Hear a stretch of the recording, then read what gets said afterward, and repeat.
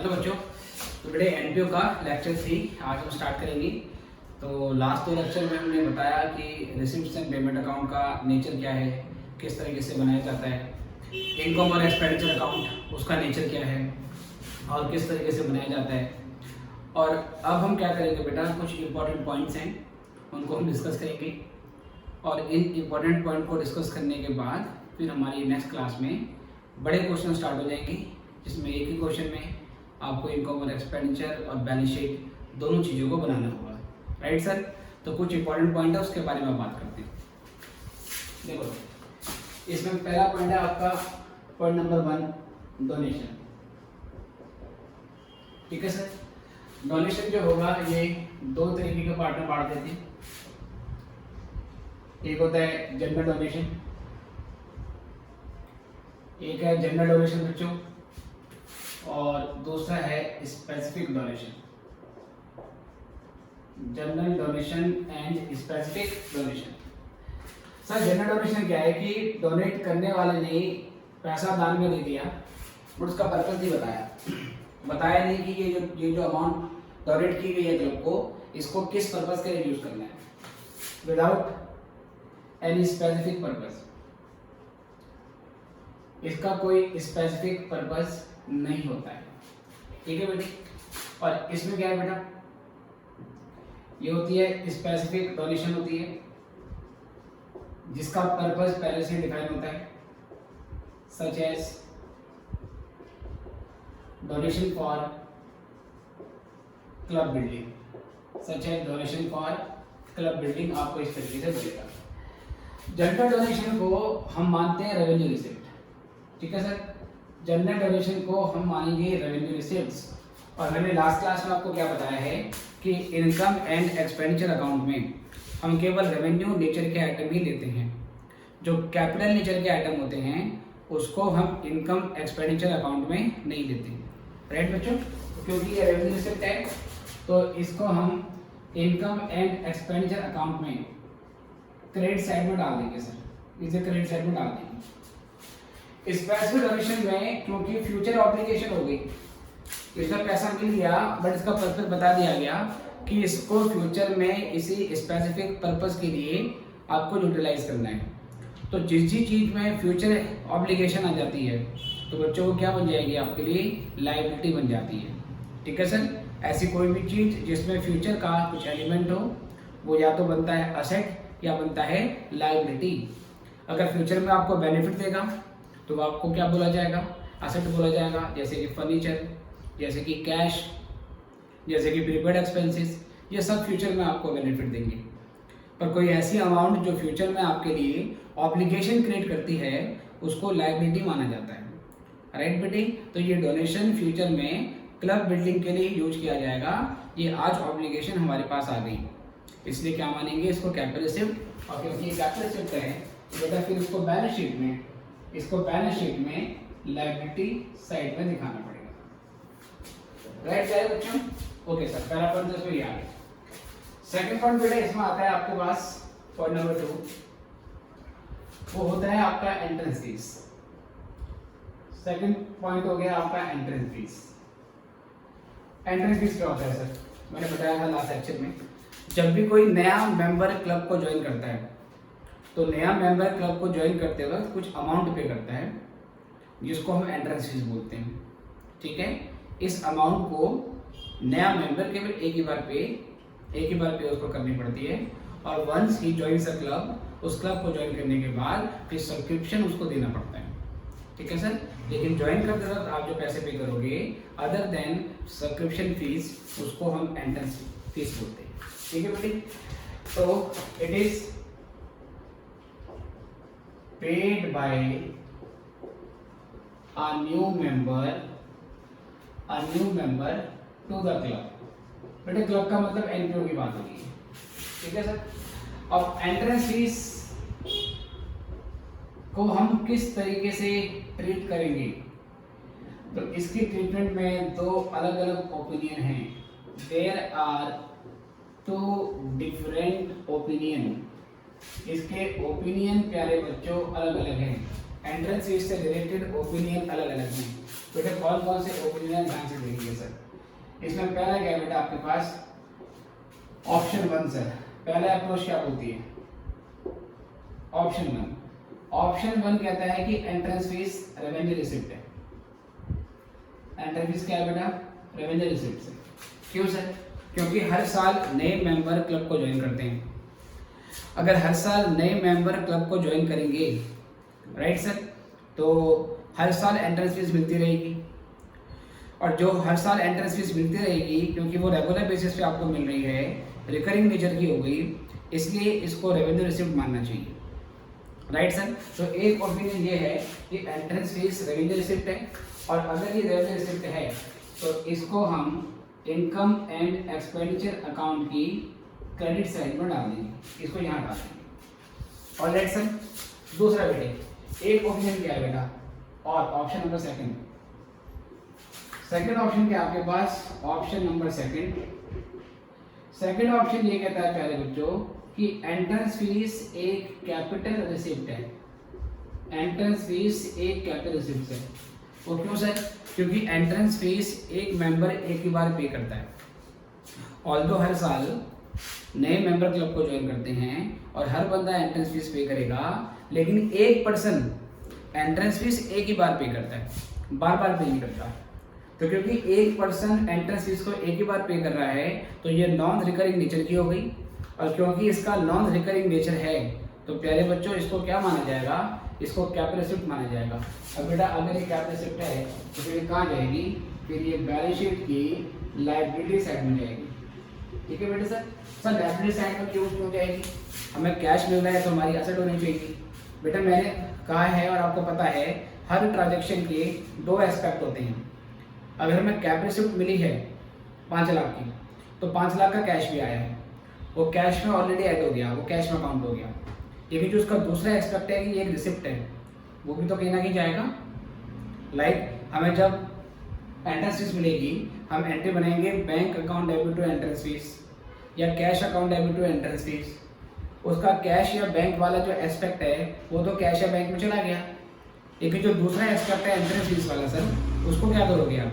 उसको अगर आप मानते हो रेवेन्यू रिसिप्ट तो इनकम और एक्सपेंडिचर की क्रेडिट साइड में आएगा, क्योंकि एंट्रेंस फीस का क्रेडिट बैलेंस है राइट बेटा।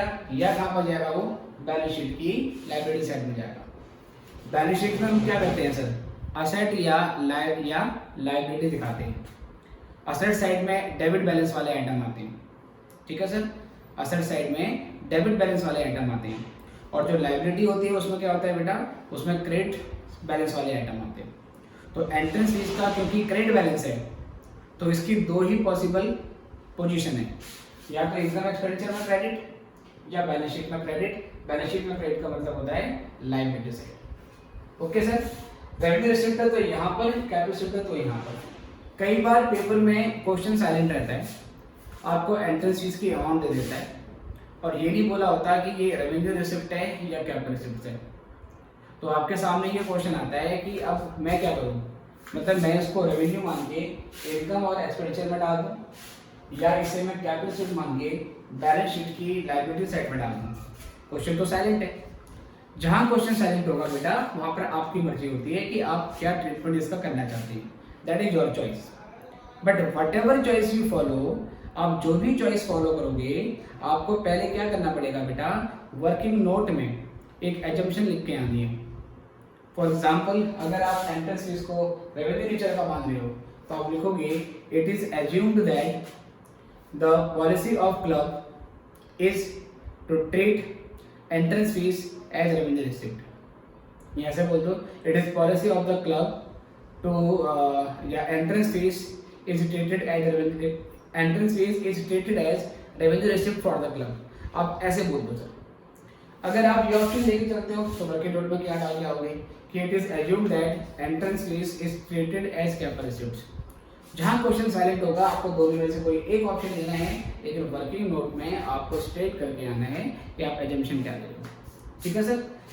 कभी कभार क्या होता है बेटा, क्वेश्चन खुद ही बता देता है, क्वेश्चन खुद ही बता देता है कि आपने एंट्रेंस फीस का क्या करना है। क्वेश्चन को खुद ही बोल देगा कि एंट्रेंस फीस को रेवेन्यू नेचर का मानो। आपने कहा बिल्कुल ठीक है, आप उसे इनकम स्टेटमेंट डाल दोगे। क्वेश्चन खुद ही बोल देगा एंट्रेंस फीस को कैपिटलाइज्ड करना है, मतलब एंट्रेंस फीस को कैपिटल नेचर का मानना है, तो आपने कहा बिल्कुल ठीक है सर, बैलेंस शीट में डाल दो। कभी कभार क्वेश्चन ऐसे बोल देगा कि एंट्रेंस फीस से रिलेटेड क्लब की पॉलिसी ये है कि उसका 60% पोर्शन कैपिटलाइज किया जाता है और जो 40% बैलेंस है उसको रेवेन्यू नेचर का माना जाता है। ऐसे भी कर सकते हैं सर, दोनों मिक्स अप्रोच भी ले सकते हैं। तो प्यारे बच्चों, उस सिचुएशन में क्या करोगे, अगर 8,000 की एंट्रेंस फीस मिलेगी और आप 8,000 का 60% निकालोगे जो कि 4,800 आएगा, तो 4,800 जो कि कैपिटलाइज करना है वो बैलेंस शीट में आएगा, और उसी 8,000 का 40% निकालोगे 3,200 आएगा, उसको क्या मानेंगे सर, रेवेन्यू बढ़ाते हैं। पक्का प्यारे बच्चों? तो क्वेश्चन में जैसे बोला हो उसके हिसाब से ट्रीटमेंट कर देंगे। जहाँ क्वेश्चन साइलेंट है आप अपनी मर्जी से कुछ भी ऑप्शन को ले सकते हो, राइट? इतना फटाफट से लिखिए, फिर हम अगले मुद्दे पे आते हैं।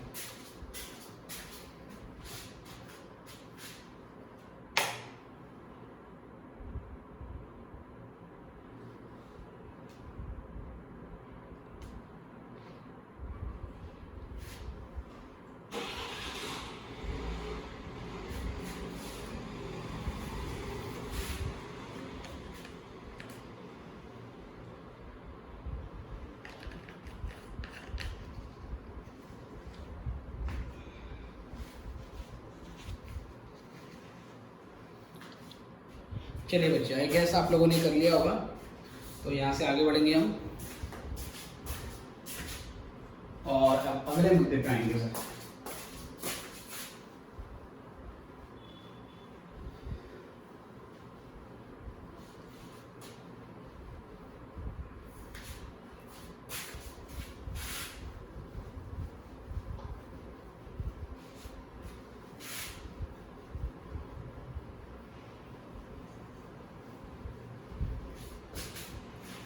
ये बच्चों देखिए, अगला पॉइंट है बेटा आपके पास सब्सक्रिप्शन।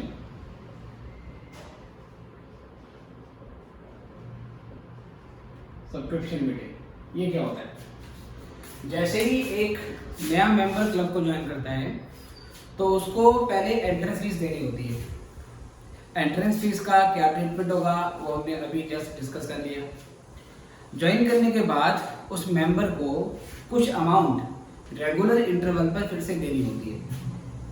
इसको ऐसे समझो कि जब आप अपने घर में जब केबल कनेक्शन लगाते हो, है ना, तो केबल कनेक्शन वाला क्या बोलता है, कहते हैं कि आपको पहले 1,000 रुपये का जो इंस्टॉलेशन चार्ज है वो आपको देना पड़ेगा। जब भी नया मेंबर ज्वाइन करता है मुझसे उतने पैसे लेते हैं, प्लस आप सपोज मान लो जो पैकेज ले रहे हो उस पैकेज के हिसाब से आपको 600 रुपीज़ पर मंथ देने पड़ेंगे या 600 रुपीज़ एवरी क्वार्टर देने पड़ेंगे, कुछ इस तरीके का होता है। सेम ऐसे इसमें होगा, नया मेंबर आया उससे एंट्रेंस फीस ली क्योंकि उसका नाम रजिस्टर में चढ़ाया जाएगा, उसे कुछ मेंबरशिप किट देंगे, ठीक है सर। हो सकता है कुछ उसको बेसिकली मतलब स्पेशल नोटबुक मिलती हो, स्पेशल टाइम मिलती हो, जैसे कि आप लोग जब CA या CS बन जाते हैं, या मैं जब CMA बना तो CMA बनने के बाद जब मैंने ICMAI की मेंबरशिप ली तो उन्होंने मुझे एक स्पेशल किट भेजी, उसमें टाई होती है बेटे, है ना, और बेसिकली टाई वगैरह थी और एक शर्ट वगैरह दे दी थी उन्होंने। तो ऐसे काम होते हैं कई बार।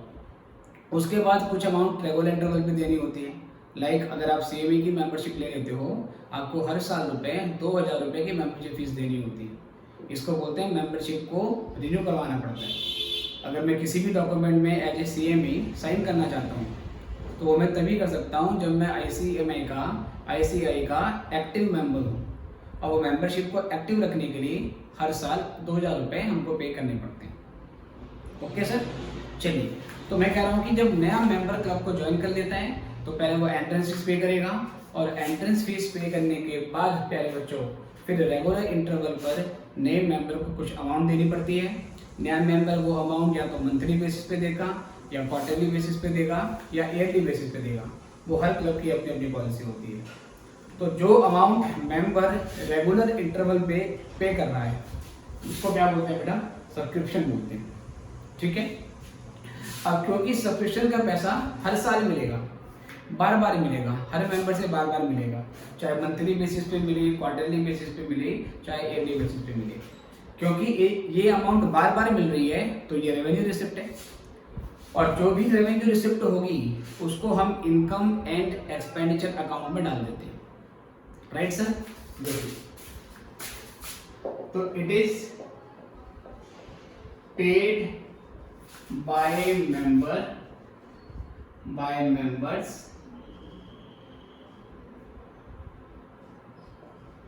to the club. It is paid by members to the club at regular intervals.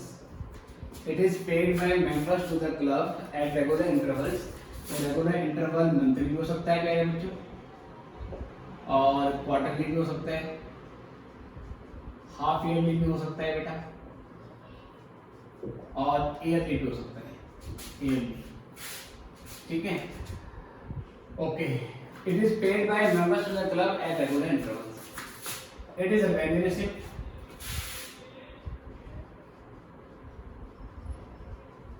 it is a revenue receipts and therefore credited to income and expenditure account। इसको फिर हम इनकम एंड एक्सपेंडिचर अकाउंट में credit कर देते हैं, इसको income और expenditure account में क्रेडिट कर देते हैं। और कोई भी चीज अगर इनकम एंड एक्सपेंडिचर अकाउंट में आती है तो प्यारे बच्चों वो एक्रूवल बेसिस पे आती है। एक्रूवल बेसिस का मतलब होता है ड्यू बेसिस पे सर, जितना अमाउंट करंट ईयर का बनता है हम उतना इनकम एंड एक्सपेंडिचर में डालेंगे। एक्चुअल रिसीविंग कितनी हो गई इससे कोई फर्क नहीं पड़ता है। जैसे कि प्यारे बच्चों, अगर हमारी इस ईयर की सब्सक्रिप्शन फीस 2 लाख रुपए बनती है, मतलब 2 लाख रुपए सब्सक्रिप्शन आना चाहिए था। अभी जितने एक्टिव मेंबर हैं उन सबकी मेंबरशिप फीस मिला के मुझे करंट ईयर में 2 लाख रुपए मिलने चाहिए थे, बट एक्चुअल में केवल 1,80,000 रुपए ही रिसीव हुए हैं इस साल में। तो रिसिप्ट और पेमेंट अकाउंट में तो हम 1,80,000 ही दिखाएंगे, क्योंकि receipt and payment account cash basis पे बनाते हैं, राइट। लेकिन जब इनकम एंड एक्सपेंडिचर की बात करेंगे तो बेटा हम पूरे 2 लाख दिखाएंगे, और तो मिले 1,80,000 ही हैं, बट एक्रूवल बेसिस पर जो अमाउंट करंट ईयर की बनती है वही इनकम एंड एक्सपेंडिचर में जाएगी, ठीक है। अब कभी कभार पेपर में क्वेश्चन में क्या बोलता है कि हमें करंट ईयर में सब्सक्रिप्शन की अमाउंट मिली 2.5 लाख रुपए की, करंट ईयर में रिसीव हुई। हमने कहा अच्छी बात है, जो अमाउंट रिसीव हो गई उसको रिसिप्ट एंड पेमेंट अकाउंट में डाल दो। अब 2.5 लाख की अमाउंट को इनकम एक्सपेंडिचर अकाउंट में लेके जाना है, पर नीचे कुछ एडजस्टमेंट बोलेगा जो करंट ईयर में आपको 2.5 लाख रुपए का सब्सक्रिप्शन रिसीव हुआ है उसमें से 20,000 रुपया अगले साल का है जो इस साल एडवांस में मिल गया था। तो बताओ प्यारे बच्चों क्या करोगे, क्योंकि वो पैसा अगले साल से बिलोंग करता है, इस साल से नहीं है, तो 2.5 लाख में से वो 20,000 माइनस करना पड़ेगा, 2,30,000 बचा। फिर बोलेगा इसी के अंदर 10,000 रुपए पिछले साल के रिसीव हुए, मतलब पिछले साल कुछ अमाउंट पेंडिंग थी, किसी मेंबर ने पिछले साल पेमेंट नहीं करी थी, वो पैसा इस साल आ गया। अब क्या करोगे बेटा, आप बोलोगे ये 10,000 भी करंट ईयर से बिलोंग नहीं करता है, तो आप क्या करोगे सर, 2,30,000 में से 10,000 माइनस कर दोगे, 2,20,000। और जानकारी आपको देगा, बोलेगा करंट ईयर का जितना पैसा मिलना था करंट ईयर का, उसमें से भी आपका 15,000 रुपये आउटस्टैंडिंग है। मतलब 2.5 लाख तो मिल गया आपको सारा मिला के, बट करंट ईयर का 15,000 रुपये अभी भी बाकी है जो आपको मिला नहीं है, बट है इसी साल का। अब क्या करोगे सर, आप बोलोगे कि जो आपका ये अमाउंट 15,000 रुपये का है ये करंट ईयर से बिलोंग करता है, तो अब क्या करना पड़ेगा सर, इसी में 15,000 रुपये आपको प्लस करने पड़ेंगे आउटस्टैंडिंग फॉर करंट ईयर के नाम से, क्योंकि वो पैसा इस साल का है। तो 2,20,000 में 15,000 में जोड़ दोगे तो 2,35,000 हो जाएगा। फिर बोलेगा आपने पिछले साल 5,000 रुपये एडवांस दे दिया था इस साल के लिए, और क्योंकि वो 5,000 पिछले साल ही आ चुका था इसलिए इस साल तो आया नहीं होगा। नेचुरल सर, अगर आपने पिछले महीने ही इस महीने का खर्चा पे कर दिया तो इस महीने का खर्चा दोबारा पे तो नहीं होगा। ऐसे मेंबर ने किया, कुछ मेंबर ने पिछले साल ही इस साल के पैसे दे दिए थे, राइट सर, पर वो थे तो इस ईयर के। अल्टीमेटली क्या करना पड़ेगा सर, वो जो लास्ट ईयर का एडवांस है उसको भी यहाँ पर ऐड करना पड़ेगा। अब आपने कहा सर मगजमारी होगी, क्या प्लस क्या माइनस। मैंने कहा एक ही प्रिंसिपल है, जो अमाउंट करंट ईयर से रिलेटेड है उसको प्लस करना है, जो अमाउंट पिछले साल से या अगले साल से संबंधित है उसको आपने माइनस कर देना है। ठीक है, जो भी अमाउंट आपको रिसीव हुई उसमें ऐड करो what is related to current year और उसमें से माइनस कर दो what is not related to current year. अब चाहे वो पिछले साल का हो चाहे वो अगले साल का हो। ठीक है सर, ये सब करने के लिए बेटा कुछ तरीके भी यूज किए जाते हैं, कुछ फॉर्मेट है वो भी आपको मैं लिखवा देता हूँ। अल्टीमेटली आपकी क्या चॉइस है, आपको कैसे करना है वो आपकी मर्जी के ऊपर डिपेंड करता है। देखो सर, तो इसमें पॉइंट आता है हमारे पास फिर calculation of subscription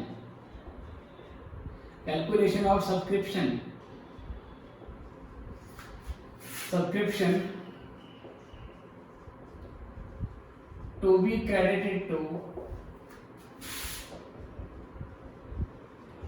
income and expenditure account। Income और एक्सपेंडिचर अकाउंट में जो सब्सक्रिप्शन आप दिखाओगे बेटा उसको किस तरीके से निकालेंगे।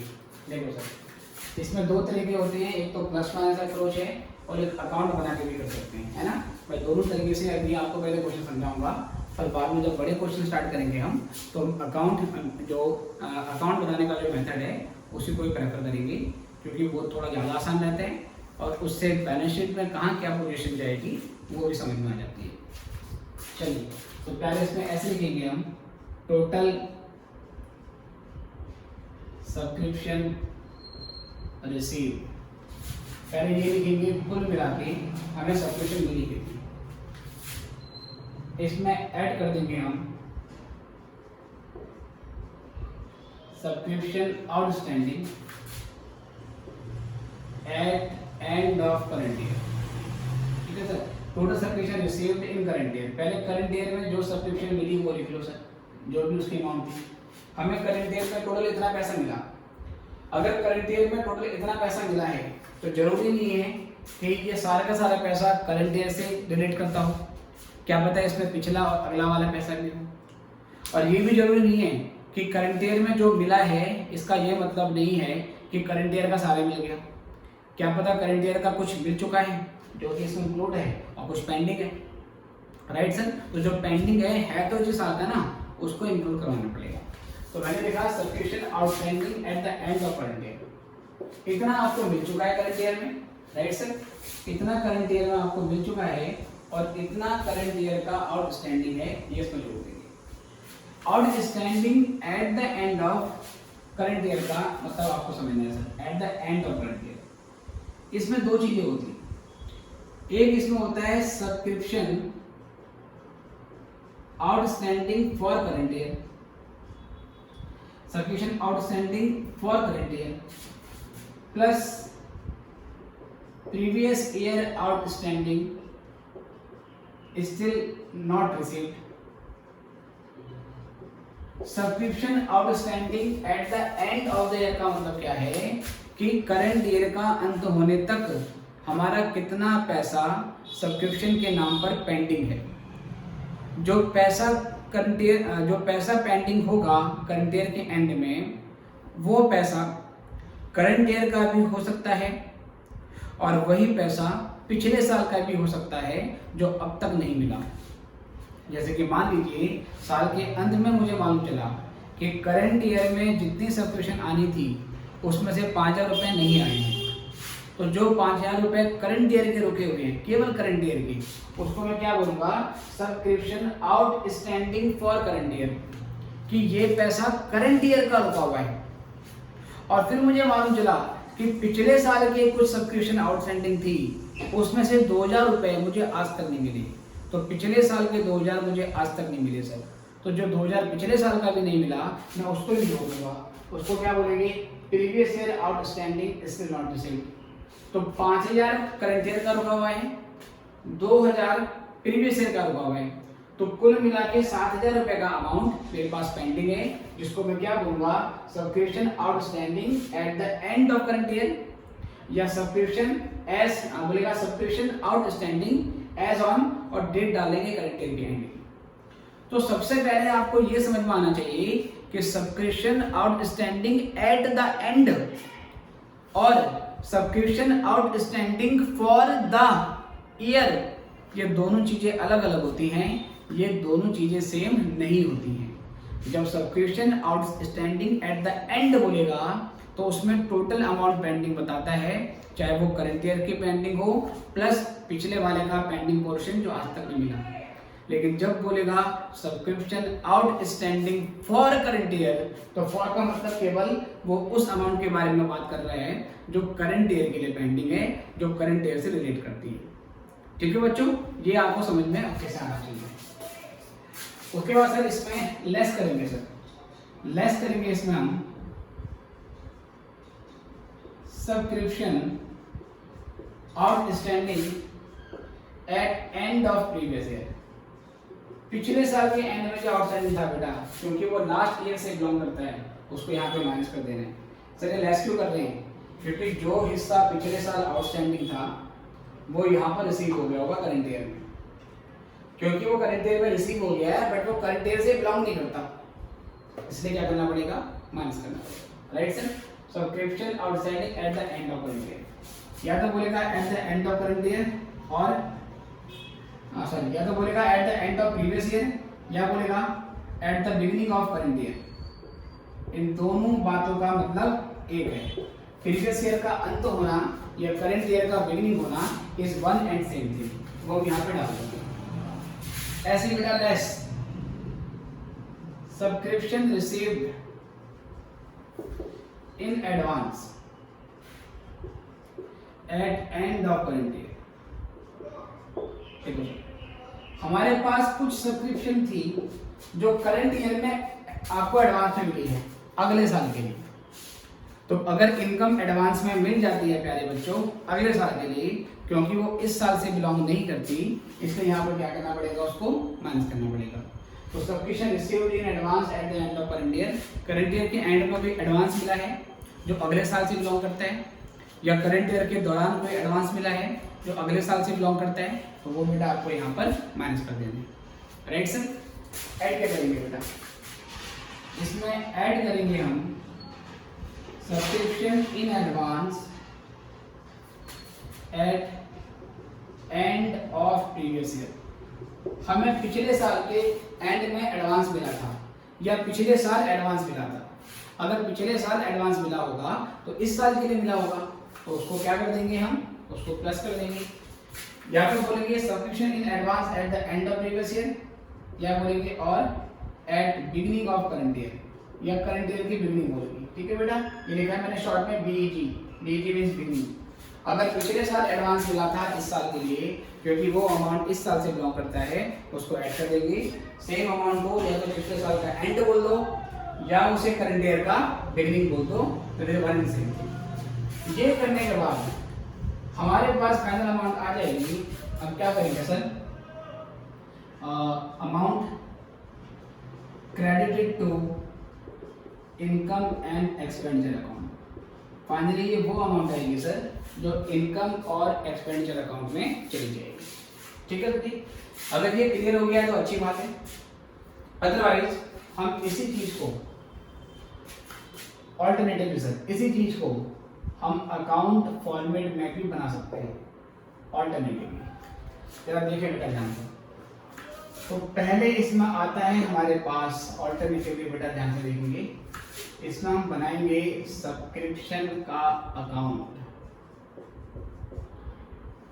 इसमें हमने सब्सक्रिप्शन का अकाउंट बना दिया बेटा, सब्सक्रिप्शन का अकाउंट। ठीक है सर, अकाउंट कैसे बनाएंगे? पहले इसमें ओपनिंग बैलेंस आएगा और फिर इसमें क्लोजिंग बैलेंस आएगा। तो आपको ये पता होगा, आपने छोटी क्लासेस में पढ़ा है कि असेट्स का डेबिट बैलेंस होता है। ठीक है सर, असेट्स का एक्सपेंस का डेबिट बैलेंस होता है। अगर ये नहीं याद है तो आपको शॉर्ट में याद करना पड़ेगा AED। AED का मतलब है असेट का एक्सपेंस का डेबिट बैलेंस होता है। और एक आपको याद करना पड़ेगा LIC। LIC का मतलब क्या होगा? Liability income credit. असेट और एक्सपेंस का डेबिट बैलेंस होता है लायबिलिटी और इनकम का बैलेंस होता है क्रेडिट। ठीक है बच्चों, ध्यान रखना है। अब मुझे ये बताओ, अगर इनकम आउटस्टैंडिंग है, मतलब पैसे आपके पास आने बाकी हैं, पैसा आपको लेना बाकी है, तो ये आपके लिए असेट है या ये आपके लिए लायबिलिटी है? अगर इनकम आउटस्टैंडिंग है, आपने पैसा लेना बाकी है, आपने किसी से पैसे लेने हैं, अभी रिसीव नहीं हुए हैं, आप सर्विस प्रोवाइड कर चुके हो, पैसा आना बाकी है, तो क्या माना जाएगा बेटा? सिंपल सी बात है, अगर पैसे लेने बाकी हैं तो बन जाती है असेट। बोलो हाँ या ना? इसलिए डेबिट साइड में क्या आएगा? डेबिट साइड में आएगा आपका टू बैलेंस बीडी, और यहाँ पे आएगा subscription outstanding at beginning of current year, beginning of current year या from at end of previous year. तो पिछले साल के जो सब्सक्रिप्शन आउटस्टैंडिंग बच चुकी है, आपने पैसा लेना बाकी है, वो आपकी असेट है। लास्ट ईयर का वो कौन सा बैलेंस था? क्लोजिंग। इस साल का क्या बन जाएगा? Opening balance. ठीक है बेटे, अगर ओपनिंग असेट यहाँ पर आएगी बेटा, ओपनिंग आउटस्टैंडिंग यहाँ पर आएगा, तो जो क्लोजिंग आउटस्टैंडिंग है वो यहाँ आ जाएगा बेटे। सिंपल सी बात है, अगर ओपनिंग आउटस्टैंडिंग यहाँ पर आएगा तो क्लोजिंग यहाँ पर आएगा। बैलेंस ऐसे निकालते हैं ना, तो ओपनिंग यहाँ पर और क्या नाम, क्लोजिंग यहाँ पर। तो यहाँ पर आ जाएगा हमारे पास subscription outstanding at end of current year, ये सर यहाँ डाल देंगे हम। सब्सक्रिप्शन आउटस्टैंडिंग हो, उसका ओपनिंग बैलेंस यहाँ पर आएगा।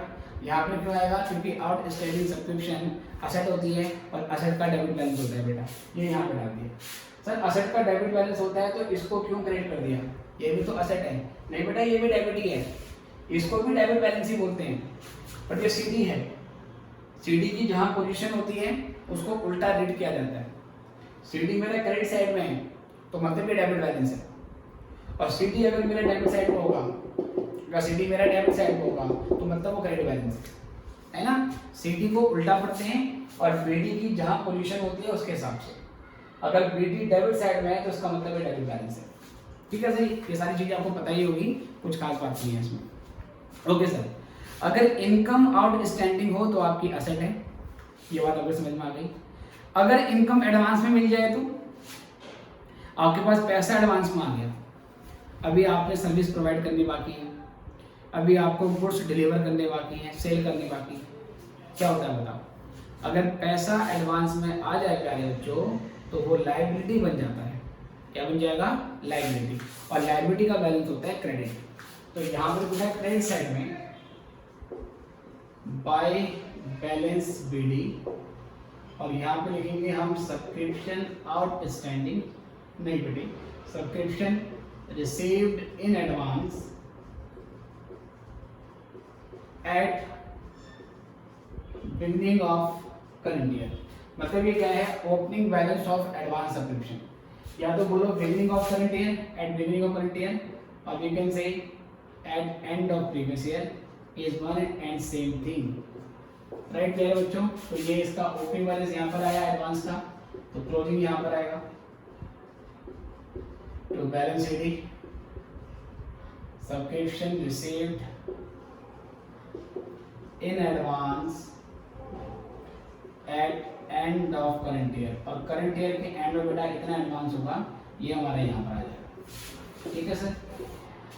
ओके बेटा, तो opening asset, closing asset, opening liability, closing liability. उसके बाद जो सब्सक्रिप्शन आपको मिली वो सब्सक्रिप्शन भी आपको इस अकाउंट में डाल देनी है।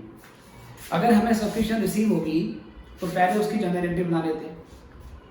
सब्सक्रिप्शन रिसीव होने की जनरल एंट्री क्या होगी? हमारे पास सब्सक्रिप्शन के थ्रू पैसा आ रहा है, हमारे पास कैश आ रहा है, हमारे पास बैंक बैलेंस आ रहा है, बताइए क्या जनरल एंट्री होगी? सर एंट्री बनाएंगे कैश या bank account debit to subscription account. To subscription कहने का मतलब सब्सक्रिप्शन क्रेडिट हो रहा है।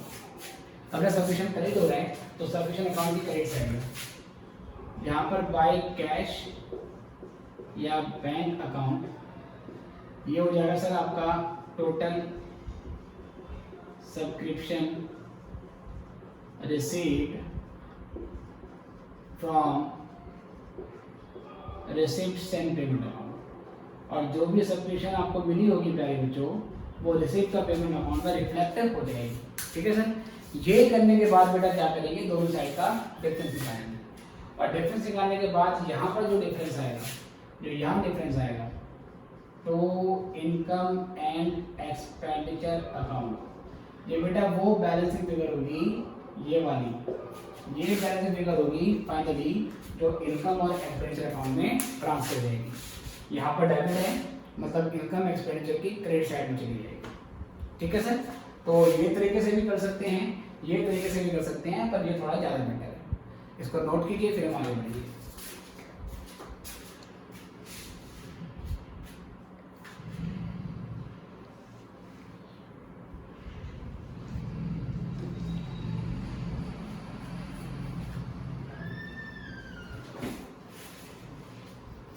जल्दी करो बेटा। I'm taking some short break of around 15-20 seconds. इसको जल्दी नोट कीजिए।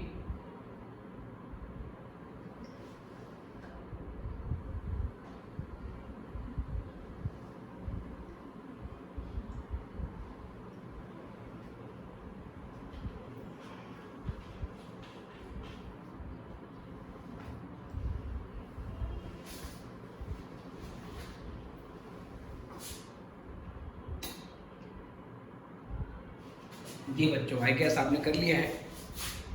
अब बेटा इसके ऊपर कुछ क्वेश्चन देखेंगे, सब्सक्रिप्शन के ऊपर कुछ क्वेश्चन देख लेते हैं।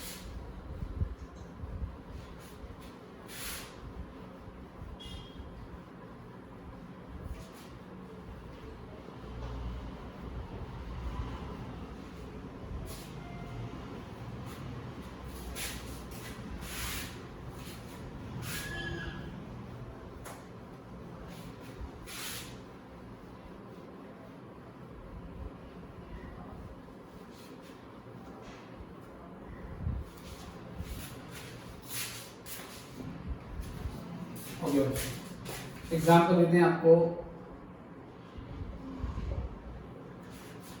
क्वेश्चन में कहता है from following information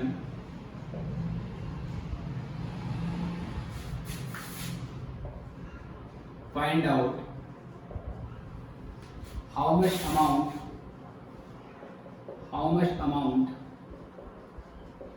will be credited to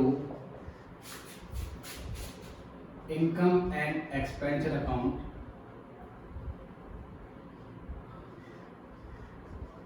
for the year ended on 31/3/16। 31/3/16 को जो साल खत्म होगा उसके लिए कितना इनकम और एक्सपेंडिचर अकाउंट में अमाउंट जाएगा।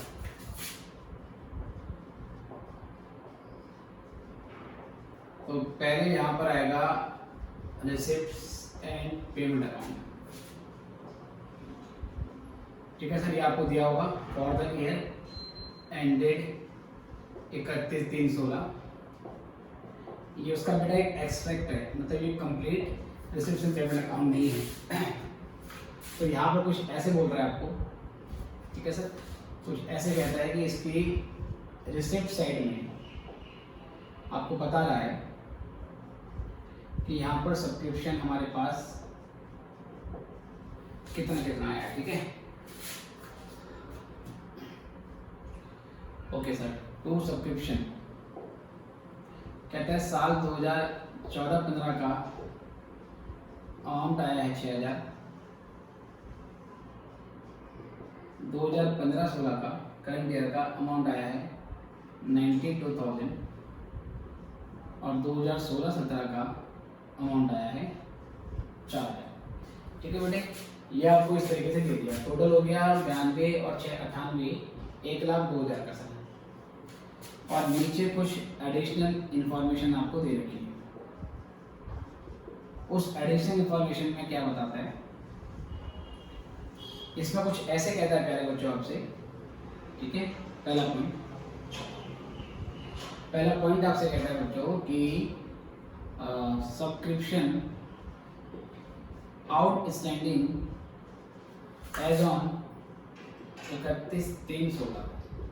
31/3/16 में जो आउटस्टैंडिंग है वो से 15,000 है। सेकंड कहता है सब्सक्रिप्शन आउटस्टैंडिंग एज ऑन 31/3/15 8,000। और तीसरा आपको कहता है subscription received in advance on 31/3/15 ये हो गया सर आपका 3000। बेटा ये आपको डेटा दे दिया। अगेन आपको पहले नोट कर लो, इसको समझो क्वेश्चन में क्या दिया है, फिर मैं इसको सॉल्व करता हूँ जल्दी से।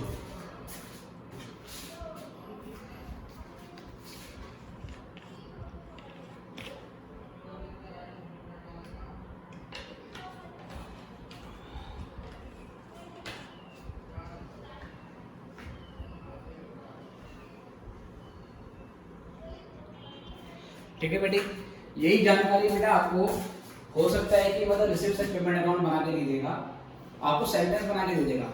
कैसे बोलेगा कि XYZ club received subscription of ₹1,02,000 during the year ended on 31/3/16, ठीक है, of which ₹6,000 belongs for the year of which ₹6,000 belongs for the year 2014-15 and ₹4,000 belongs for the year 2016-17।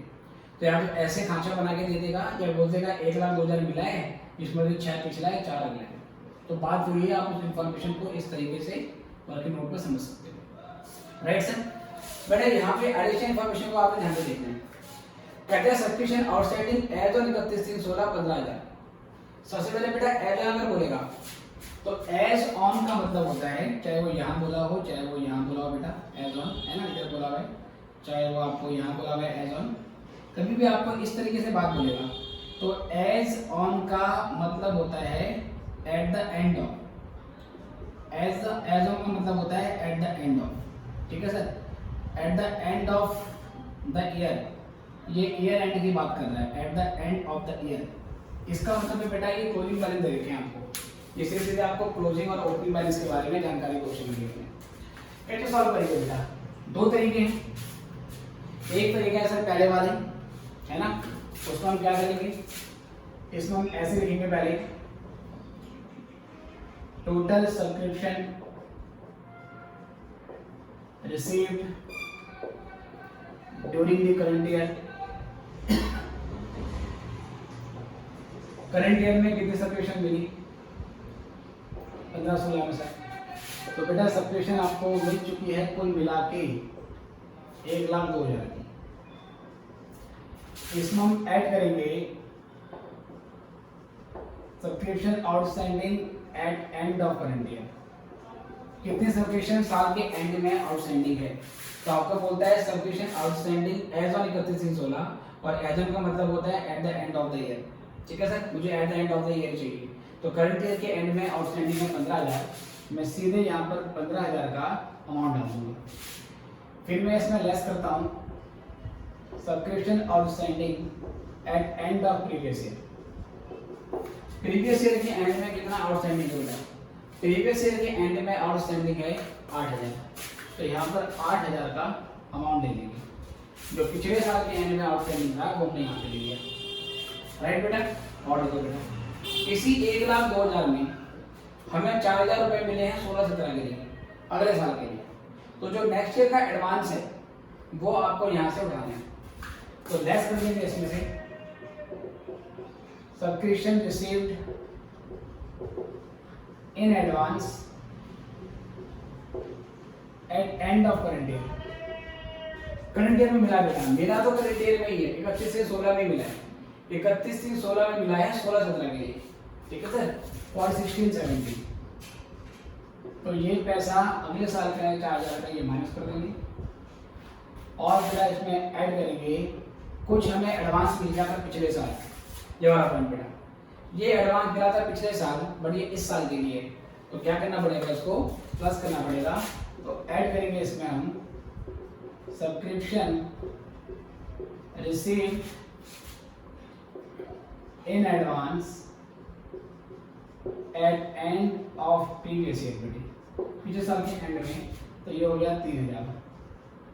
तो ये सब करने के बाद क्या है बच्चों, हमारे पास क्या आ जाएगा, ये आ जाएगा subscription income credited to income and expenditure account of year 2015-16। तो बेटा क्या करोगे, 1,02,000 में 15 जोड़ोगे, 8 और 4 12 बेटा माइनस करोगे और फिर 3 जोड़ोगे, है ना। तो बेटे 1,02,000 में 15 जोड़ दो 1,17,000, फिर 3 जोड़ दो 1,20,000 और 1,20,000 में से 12 माइनस कर दोगे तो 1,08,000 का अमाउंट हमारे पास आ जाएगा। ठीक है, अगर ये आपको आता है बेटा तो अच्छी बात है, अदरवाइज बेटे हम ऐसे करेंगे ऑल्टरनेटिवली। मैं सिंपली क्या करूंगा, सब्सक्रिप्शन का अकाउंट बना दूंगा, मैं सब्सक्रिप्शन का अकाउंट बना दूंगा सर। तो सब्सक्रिप्शन अकाउंट किस तरीके से बनाया जाएगा बेटी, डेबिट क्रेडिट। सबसे पहले बेटा ओपनिंग असेट क्लोजिंग असेट। जो ओपनिंग असेट है उसका मतलब है ओपनिंग आउटस्टैंडिंग, तो outstanding subscription eight beginning of current year. मैंने बताया था या तो करंट ईयर की बिगिनिंग बोलेगा या प्रीवियस ईयर की एंड बोलेगा। तो पिछले साल बेटा जो आउटस्टैंडिंग अमाउंट थी वो 8,000 रुपये की थी, तो यहाँ 8,000 अमाउंट आ जाएगा आउटस्टैंडिंग। ओपनिंग आउटस्टैंडिंग यहाँ पर, क्लोजिंग यहाँ पर। बाय बैलेंस सीडी तो ये होगा हमारा subscription outstanding at end of current year. Current year के एंड में आउटस्टैंडिंग है 15,000। ठीक है बेटा, और देखो बेटा subscription received in advance 3,000, opening outstanding closing outstanding, opening advance closing advance, opening advance यहाँ पर आ जाएगा by balance BD, subscription in advance at beginning of year. ठीक है बेटी, बिगिनिंग ऑफ ईयर बोलेगा या एंड ऑफ बोलेगा आपको previous year, is one and same thing. 3,000 यहाँ पर आ जाएगा। क्लोजिंग एडवांस यहाँ डाल देंगे बेटे, तो balance sheet outstanding subscription eight, और सुनिए बेटा advance subscription eight end of current year. Current year में बच्चों का एडवांस मिला आपको, वो है आपके पास कितना, 4,000 का, ये आ गया। इसके बाद बेटा जितना सब्सक्रिप्शन आपको करंट ईयर में मिल चुका है तो यहाँ लिख दो by cash account, by bank account या by receipts and payment account. जितना सब्सक्रिप्शन आपको करंट ईयर में मिला बेटा वो यहाँ पे क्रेडिट कर देंगे, तो 1,02,000 की सब्सक्रिप्शन यहाँ पर आ जाएगी हमारे पास।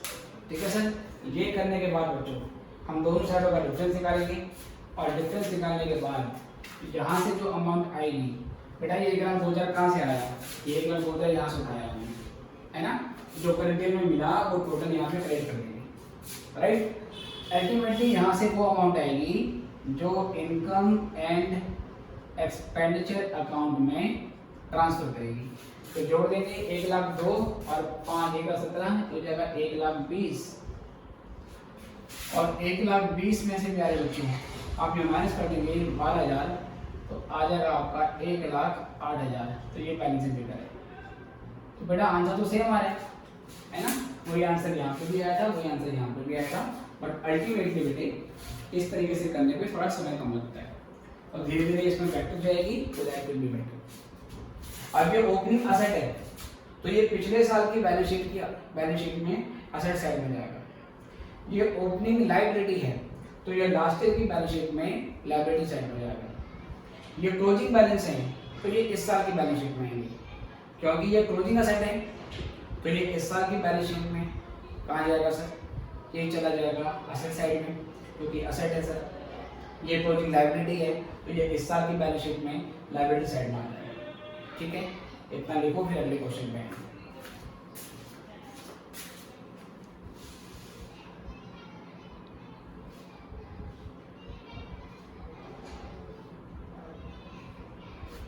ठीक है बेटे, ये थोड़ा सा शायद आपको दिखते रहा है, इसको थोड़ा मैं ऊपर इसको लिख देता हूँ।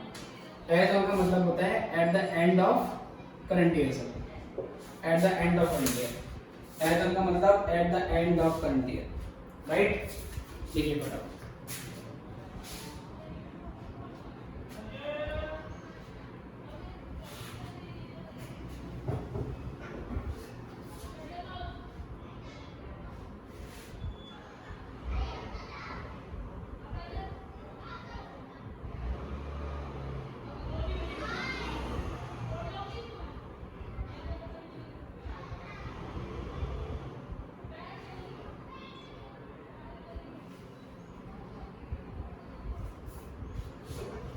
चलो बच्चों एक ऐसे हो गया है, और इसी क्वेश्चन में हम थोड़ा सा चेंज करेंगे और उसके बाद देखेंगे कि आगे कहाँ तक हमारा क्वेश्चन चलता है। ठीक है सर, इसी में चेंज कर देता हूँ।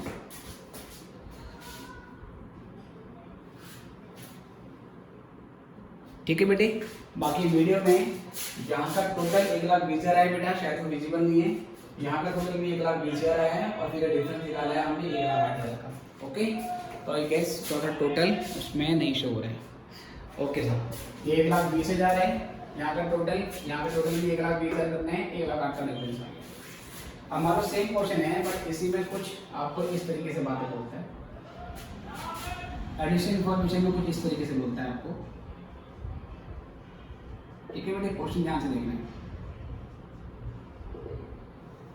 कहता है आपको पहला point, subscription outstanding as on 31/3/15 7,500, और फिर आपको कहता है subscription outstanding for the year ended on 31/3/16, ये है आपका 5,000। ठीक है मेरे बच्चों, इसके अलावा बेटा और कुछ नहीं। देखो बेटा, कहता है पिछले साल हमारा आउटस्टैंडिंग 7,500 था। हमने कहा ठीक है सर, एज ऑन बोला गया, एज ऑन का मतलब होता है at the end of current year. यहाँ कहता है subscription outstanding for the current year. Again आपको बेटा शब्दों में ध्यान देना है, यहाँ लिखा हुआ है for the current year. Sir मैंने बताया था कि लेक्चर में कि एट द एंड और फॉर द ईयर दोनों में फर्क होता है। फॉर द ईयर का मतलब होता है केवल इस ईयर का, केवल इस ईयर का, और जब मैं कहता हूँ eight the end of current year मतलब टोटल अमाउंट कितनी पेंडिंग है, चाहे वो इस ईयर से बिलोंग करती हो, चाहे पिछले वाले का, पिछले साल का बचा हुआ पोर्शन हो जो मैं आज तक नहीं मिला। तो एट द एंड टोटल होता है कि टोटल कितना पेंडिंग है, जबकि फॉर द ईयर का मतलब होता है केवल करंट ईयर में से कितना पेंडिंग है। ऑल राइट सर, देखिए तो क्वेश्चन कैसे करेंगे बेटा, अगर मैं ये देखूं पहले यहाँ पे टोटल सब्सक्रिप्शन रिसीव आ जाएगी आपकी, वो भी 1,02,000 है, यहाँ पे 1,02,000 आ जाएगा। सब्सक्रिप्शन आउटस्टैंडिंग हमें चाहिए at the end of current year बेटा, we need at the end of current year, हमें ये चाहिए।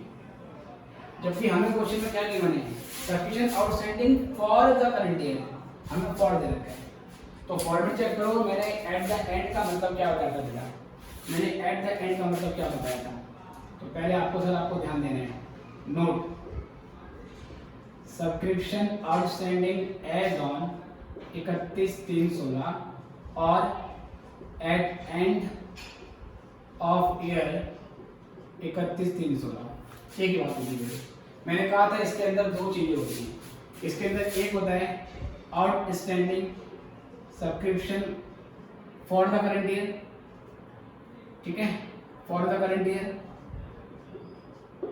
Plus outstanding of previous year still pending, outstanding of previous year still pending, जो कि आज तक हमको नहीं मिला। देखिए outstanding subscription for the current year, आपको पहले ये बताना है कि ये अमाउंट कितना है बेटा। इतनी जो अमाउंट है ना, ये तो 5,000 है, ये डाल दिया हमने 5,000। इतना 5,000 रुपया करंट ईयर का आना बाकी है। करंट ईयर में जो भी अमाउंट आनी थी केवल करंट ईयर के बेटा, उसमें से 5 पेंडिंग है, plus outstanding of previous year still pending. पिछले साल जो आउटस्टैंडिंग थी, क्या वो सारी की सारी इस साल रिसीव हो गई या उसमें से भी कुछ पेंडिंग है? देखो सर, लास्ट ईयर आउटस्टैंडिंग थी 7,500 रुपए की, करेक्ट है सर। लास्ट ईयर 7,500 रुपए का आउटस्टैंडिंग था। जब करंट ईयर चालू हुआ और 31/3/16 को खत्म हुआ तो इस 7,500 में से 6,000 रुपए हमें पिछले साल के मिले, राइट सर। 31/3/15 के 7,500 रुपए आउटस्टैंडिंग थे, जिसके 14-15 में जिसके 6,000 रुपए हमें 15-16 में मिल गए और हमें बता दिया कि ये 6,000 रुपए 14-15 का है। अगर इस 7,500 में से 6,000 रुपए मिल चुके हैं तो इसका मतलब क्या हुआ बेटा? इसका मतलब ये हुआ कि पिछले साल के 7,500 में से 6,000 मिलने के बाद 1,500 और बाकी है। तो 1,500 कैसे निकाला है कि लास्ट ईयर टोटल कितना आउटस्टैंडिंग था उसमें से कितना हमारे पास मिल चुका है, तो बच गया मेरा 1,500। तो ये ऐड होने के बाद 6,500 रुपए की अमाउंट हमारे पास आ गई है, ठीक है। अब जो यहाँ पर आउटस्टैंडिंग दिखाएंगे eight the end of current year प्यारे बच्चों, ये 6,500 है, ठीक है सर। उसके बाद क्या चाहिए मुझे? Substitution outstanding at the end of previous year. Previous year के एंड में कितनी आउटस्टैंडिंग है? 7,500। सबके बाद यहाँ पर मैं 8,000 के बदले 7,500 लूंगा, ठीक है सर। ये 7,500 आ गया, ओके सर। करंट ईयर में एडवांस कितना मिला है अगले साल के लिए? 4,000 है, वो 4,000 ही आएगा, okay sir. Substitution received in advance eight the end of previous year. पिछले साल मुझे कितना एडवांस मिला था इस साल के लिए? बेटा पिछले साल क्या एडवांस मिला था उसकी इंफॉर्मेशन एडिशन इंफॉर्मेशन में होती है, लेकिन यहाँ पर एडवांस के बारे में कोई जानकारी नहीं है। इसका मतलब मुझे पिछले साल कोई एडवांस नहीं मिला, तो बेटा 3,000 नहीं है, इसको नहीं ले लेंगे हम, इसको हम नहीं ले लेंगे। अब बेटा यहाँ से अमाउंट निकाल लो। तो 1,02,000 में आपको प्लस करना है 6,500, लेस करना है बेटा आपको 7,500, ठीक है। तो 1,000 नेगेटिव हो गया ही, और 1,000 नेगेटिव और फिर 4,000 नेगेटिव, तो मतलब 5,000 नेगेटिव। तो 1,02,000 में से अगर मैं 5 माइनस करूँ तो 97,000 की इसकी अमाउंट है, ठीक है सर। इसी के हिसाब से मुझे यहाँ पर चेंज करना पड़ेगा। ओपनिंग सब्स्टिट्यूशन आउटस्टैंडिंग ये 7,500 है। क्लोजिंग आउटस्टैंडिंग प्यारे बच्चों 6,500 है। क्लोजिंग आउटस्टैंडिंग में 6,500 डालूंगा। ओपनिंग एडवांस बेटा आपके पास मिले, ये नहीं है हमारे पास। क्लोजिंग एडवांस बेटा 4,000 है या सेम रहेगा? ये 1,02,000 आएगा, लेकिन यहाँ पर अब टोटलिंग में फर्क पड़ेगा बेटा, और टोटलिंग में फर्क पड़ने से प्यारे बच्चों हमारी इस अमाउंट में भी फर्क पड़ेगा। तो बेटा यहाँ से टोटल निकालते हैं, तो यहाँ का जो टोटल आ रहा है वो 1,08,500 आ रहा है।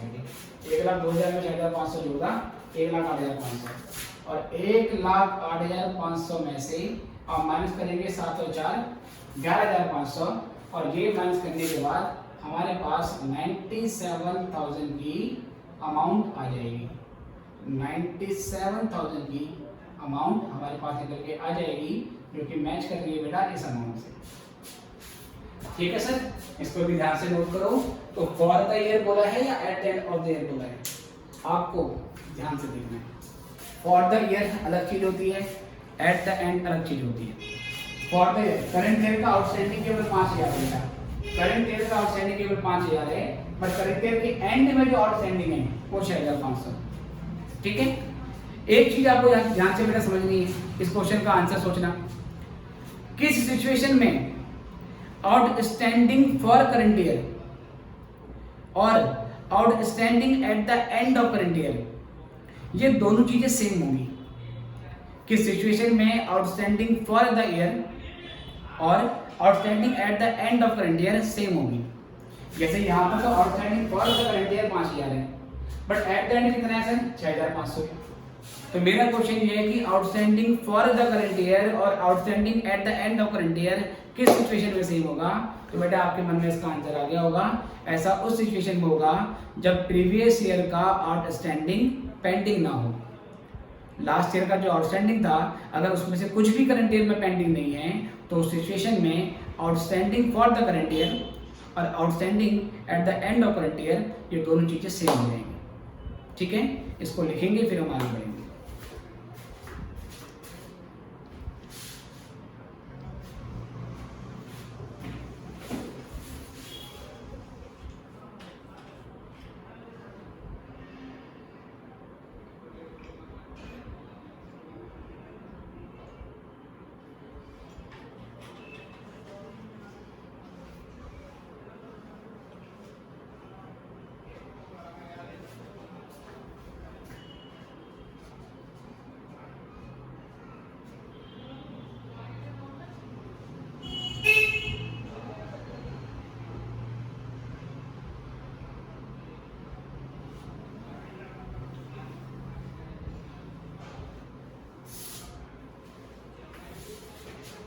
चलो बच्चों, आई गेस ये कर लिया होगा आपने, तो मैं थोड़ा सा स्मॉल चेंज करता हूँ और यहाँ से फिर और वैरायटी बनाते हैं इसी भी।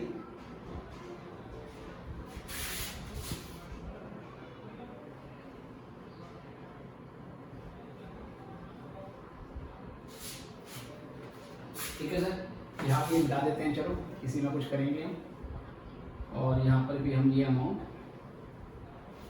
मिटा देते हैं, बाकी चीज़ें तो यही रहेंगी सेम हमारी, और ये करते हैं। ठीक है सर, तो बेटा अब क्वेश्चन में क्या बोलता है देखते हैं। अब क्वेश्चन में कुछ ऐसे बोलता है आपसे ऐसे बोलता है, द क्लब हैज 500 मेंबर्स। ये जो भी क्लब है, जो भी एनजीओ है, उसके 500 मेंबर है। Each paying an annual subscription, each paying an annual subscription of ₹200। कहता है इस क्लब के 500 मेंबर हैं और हर बंदे से सर हमें क्या मिलता है, 200 रुपये का सब्सक्रिप्शन मिलता है पर एनम का। ठीक है sir, each paying annual subscription of ₹200 per annum. इसको हर साल आपको 200 रुपये देने पड़ते हैं, हर मेंबर 200 रुपये क्लब को पे करता है। नीचे क्वेश्चन में कहता है subscription received in advance on subscription received in advance on 31/3/15। ये सर आपका सर 1000 रुपये का, पिछले साल आपको 1000 रुपये का एडवांस अमाउंट मिल चुका है। ओके बेटे, आपको बेटा क्वेश्चन में बता दिया कि क्लब के 500 मेंबर हैं और हर मेंबर एनुअली 200 रुपये पे करता है। जब आपके पास इस तरीके से जानकारी दे रखी हो तो आप सीधे कैलकुलेट कर सकते हैं कि 500 मेंबर और 200 रुपये के रेट के हिसाब से आपके पास करंट ईयर में कितना पैसा आना चाहिए था। अगर 500 मेंबर हैं और हर बंदा 200 रुपये पे करता है पूरे साल का, तो कितना पैसा आना चाहिए था सब्सक्रिप्शन के नाम पे करंट ईयर के लिए। तो आप 500 की 200 से इंटू कर लो, और जब मैं 500 की 200 से इंटू करूंगा पहले बच्चों, तो सीधे 1 लाख रुपए की अमाउंट मेरे पास आ जाएगी। और ये 1 लाख की अमाउंट एक्रूवल बेसिस पे होगी, है ना, क्योंकि एक्रूवल का मतलब होता है करंट ईयर का कितना अमाउंट बनता है। सर सिंपल सी बात है, अगर 500 मेंबर हैं, हर बंदे को 200 रुपये देने हैं, तो करंट ईयर का 500 × 200 बनता है। ये 1 लाख रुपए इनकम एक्सपेंडिचर में चला जाएगा। ठीक है सर, जहाँ मेंबर पता होंगे आप सीधे ये अमाउंट निकाल लोगे, आप सीधे ये अमाउंट निकाल लोगे। आप सिंपली बोलोगे 500, आप सिंपली बोलोगे 500 × 200, ये 1 लाख रुपए का अमाउंट निकल के आ गया जो इनकम और एक्सपेंडिचर में चला जाएगा। ठीक है प्यारे बच्चों, और देखो सर बिना कितना है हमें 1,02,000 रिसीव्ड पेमेंट वाला अमाउंट 1,02,000 का ये यहाँ आ जाएगा, कोई दिक्कत नहीं है सर। ओपनिंग आउटस्टैंडिंग सर पिछले साल के एंड में सर कितना आउटस्टैंडिंग था, या तो पिछले साल का एंड बोलेंगे या बेटा करंट ईयर का क्या बोलेंगे, करंट ईयर की बिलिंग बोलेंगे। अब पिछले साल के एंड में कितना आउटस्टैंडिंग था, बेटा क्वेश्चन में कह रहा है पिछले साल हमें 1000 रुपए एडवांस मिले थे, एडवांस। पिछले साल आउटस्टैंडिंग कितना था वो हमें नहीं पता, लेकिन प्यारे बच्चों हमें पिछले साल के कितने पैसे मिले, 6000 रुपए। पिछले साल आउटस्टैंडिंग थे कितने बताया नहीं। अब क्या मानोगे, ये मानोगे सर कि पिछले साल 6000 रुपए ही आउटस्टैंडिंग थे और वही 6000 रुपए हमें करंट ईयर में क्या हो गए, रिसीव हो गए। ठीक है, अगर क्वेश्चन में नीचे नहीं बताया कि पिछले साल कितना आउटस्टैंडिंग था, तो जो अमाउंट पिछले साल का आपको रिसीव हुआ है वही क्या माना जाएगा बेटा, वही पिछले साल का आउटस्टैंडिंग माना जाएगा। क्योंकि करंट अकाउंट में अगर पिछले साल का मिल रहा है तो तभी मिल रहा है जब वो लास्ट ईयर के लिए आउटस्टैंडिंग होगा। तो लास्ट ईयर का आउटस्टैंडिंग हम 6000 रुपये ही मानेंगे। ओके बेटा, क्योंकि नीचे कितना आउटस्टैंडिंग है उसके बारे में कोई जानकारी नहीं थी। अगर दी होती तो मान लो मैं लिखवा देता हूँ सर। क्वेश्चन में आपको ऐसे बोलता है, कहता है सब्सक्रिप्शन आउटस्टैंडिंग ऑन 31/3/15। 31/3/15 में 8000 रुपये आउटस्टैंडिंग थे। कितने बेटे, 8000। अगर लास्ट ईयर के आउटस्टैंडिंग 8000 है जिसमें से 6,000 रुपये मिल चुके हैं, इसका मतलब पिछले साल के 2,000 रुपये अभी भी बाकी है। ठीक है सर, लास्ट ईयर के 8,000 आउटस्टैंडिंग थे, 6 भी मिल चुके हैं, 2,000 अभी भी बाकी है। वो 2,000 कहाँ रिफ्लेक्ट होगा सर? वो क्लोजिंग वाले में रिफ्लेक्ट होता है। कैसे वो बताएंगे अभी, जैसे लास्ट क्वेश्चन किया था हमने। फिलहाल लास्ट ईयर का आउटस्टैंडिंग 8,000 है, तो लास्ट ईयर का आउटस्टैंडिंग करंट ईयर का बिगिनिंग बन जाएगा, ये हमने यहाँ पे डाल दिया। पिछले साल का बेटा जो एडवांस है बच्चों, पिछले साल का जो एडवांस है वो कितना है? 1,000 रुपए का सर, वो यहाँ पर आ गया। इस साल का जो एडवांस है 4,000 रुपए का, वो यहाँ पर आ गया। तो इस क्वेश्चन में अब जो बैलेंसिंग फिगर निकलेगी ना बेटा, वो होगी outstanding at the end of current year. अब की बार यहाँ से निकालोगे आप बैलेंसिंग फिगर, तो पहले टोटलिंग कर लो। 1,08,000 और 4 1,12,000, और 1,12,000 में से अगर आप माइनस कर देंगे बेटा 1,03,000, तो 9,000 की अमाउंट आ जाएगी। ये अमाउंट करंट ईयर के एंड की आउटस्टैंडिंग होगी, क्योंकि इनकम एक्सपेंस में जो अमाउंट जाएगी वो तुम सीधे सीधे ऐसे निकाल सकते हैं। सर मैं अगर अकाउंट बना के नहीं करता तो, अगर मैं इसी फॉर्मेट से करना चाहता हूँ तो मैंने कहा कर लो, करके देखते हैं। आंसर ये आना चाहिए 1,00,000 रुपए का, क्योंकि इससे तो हम ये निकालते हैं इनकम एक्सपेंडिचर में कितना अमाउंट जाएगा। ठीक है सर, चलो करके देखते हैं बेटे। सबसे पहले क्या लेंगे यहाँ पर? Total subscription received during the 15,000 मिला हमें 1,02,000, तो यहाँ 1,02,000 लिखो। अब सर यहाँ पर क्या चाहिए मुझे? Subscription outstanding at the end of current year. Eight the end of current year मुझे चाहिए subscription eight the end of current year outstanding, मुझे कहीं पे भी नहीं दिया, तो मुझे इसके लिए पहले वर्किंग करनी पड़ेगी। वो मैं यहाँ कर लेता हूँ। चलो नोट देखो sir, subscription outstanding as on 31/3/16, या इसी को बोलेंगे एट द एंड ऑफ 31/3/16। इसमें दो चीजें होती हैं, subscription outstanding for current year 2015-16 है ना सर। 15-16 का कितना पेंडिंग है वो इसमें आएगा, plus previous year outstanding still pending. अब पहले बेटा ये समझो, subscription outstanding for current year 15-16 कितना है, क्योंकि ये भी हमें क्वेश्चन में नहीं दे रखा। तो बेटा पहले हम पता लगाएंगे हमें करंट ईयर में कितना अमाउंट मिलना चाहिए था। जैसे आपको अपने पापा से 500 रुपए मिलने थे, 400 ही मिले, तो कितने नहीं मिले? 100 मिले। अब ये 100 क्यों नहीं मिले? या तो आउटस्टैंडिंग है, पापा ने कहा बाद में ले लेना, या ये भी तो हो सकता है कि ये 100 रुपए कल एडवांस आपको ऑलरेडी मिल चुके हैं, इसलिए पापा ने आज 400 रुपये कम दिए। कुछ भी हो सकता है, नहीं हो सकता। तो सारी पॉसिबिलिटी हमें एक्सप्लोर करनी पड़ेगी। तो करंट ईयर का 500 × 200 के हिसाब से मुझे 1,00,000 मिलना चाहिए था। ध्यान देना, करंट ईयर का 500 × 200 के हिसाब से मुझे 1,00,000 मिलना चाहिए था, लेकिन करंट ईयर का मिला कितना? करंट ईयर का मिला है केवल 92,000। आई रिपीट, 500 × 200 के हिसाब से मुझे करंट ईयर का 1,00,000 रुपए मिलना चाहिए था, बट मिला है केवल 92,000। तो करंट ईयर का कितना और नहीं मिला बेटा? करंट ईयर का 8,000 रुपया और नहीं मिला। जो करंट ईयर का मुझे 8,000 रुपये मिला, क्यों नहीं मिला? या तो वो 8,000 करंट ईयर का पेंडिंग है, या ये भी तो हो सकता है कि इस 8,000 में से कुछ अमाउंट मुझे पिछले साल एडवांस मिल गई हो, इसलिए इस साल नहीं मिलेगी। तो मैंने वो भी चेक किया कि लास्ट ईयर मुझे 1,000 रुपये का एडवांस मिल चुका है इस साल के लिए। तो 8,000 जो करंट ईयर के आपको नहीं मिले, 92 मिले, उसमें से 1,000 रुपये ऑलरेडी आपको लास्ट ईयर मिल चुका है। तो इसका मतलब करंट ईयर का 7,000 रुपया और पेंडिंग है, जो आपको मिलना था पर नहीं मिला। व्हाट दिस है? तो यहाँ पर लिखोगे 7,000, यहाँ लिखोगे 7,000 plus previous year outstanding still pending. पिछले साल के आउटस्टैंडिंग 8,000 थे, जिसमें से हमें अभी 6,000 मिले, तो लास्ट ईयर का 2,000 अभी भी पेंडिंग है। तो ये करने के बाद अमाउंट आ जाएगी 9,000। ओके बच्चों, ये 9,000 हम यहाँ डाल देंगे। ओके बेटे, ये मैंने यहाँ से निकाली। उसके बाद सब्सक्रिप्शन आउटस्टैंडिंग प्रीवियस ईयर की 8,000, ये मैंने यहाँ डाल दी।